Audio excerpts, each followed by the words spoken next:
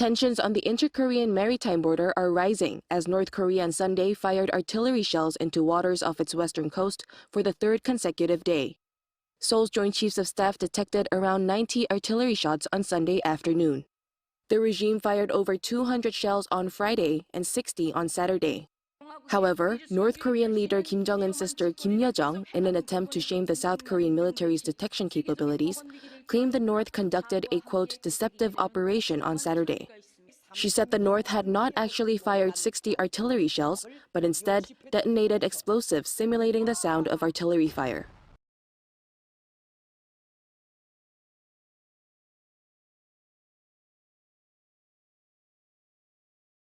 An air raid alert across all of Ukraine has just been lifted about an hour after reports that Russia had launched a large-scale missile attack.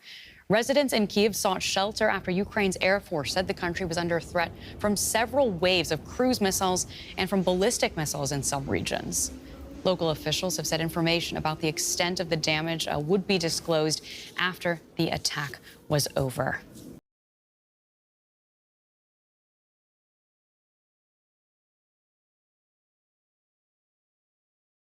At least 17 civilians have been killed in airstrikes by Myanmar's military on a village under the control of the pro-democracy resistance in the country's northwest. A human rights group said that these include 9 children and local residents.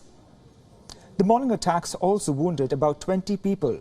The attacks were on the Kanan village in Sejong region's Kampar town, which is nearly 50 kilometers south of the Indian border.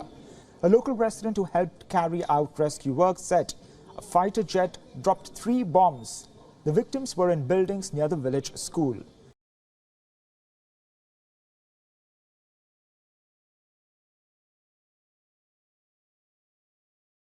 After last week's bombing of southern Beirut and the killing of a senior Hamas leader, the risk of Israel's ruthless war in Gaza spilling over is at an all-time high. Lebanese Shia group Hezbollah has fired dozens of rockets to Israel in retaliation for the escalation, and a larger threat of Iranian involvement looms large. This has prompted U.S. Secretary of State Antony Blinken to embark on a 4th tour of the Middle East in 3 months.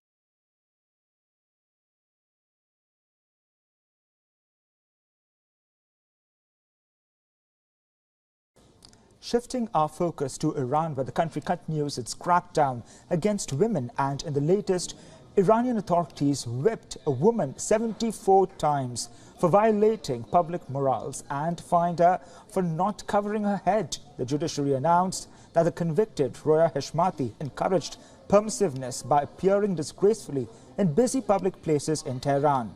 All women in Iran are required to cover their neck and head since after the 1979 Islamic Revolution.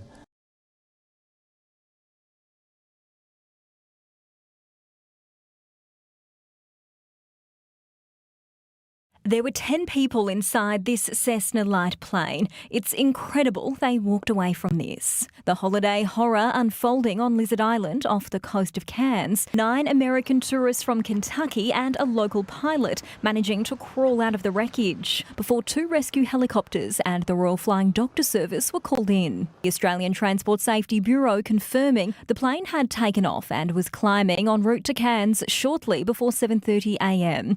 It suffered the engine trouble and came back to land. On approach, it clipped trees before crashing and flipping over.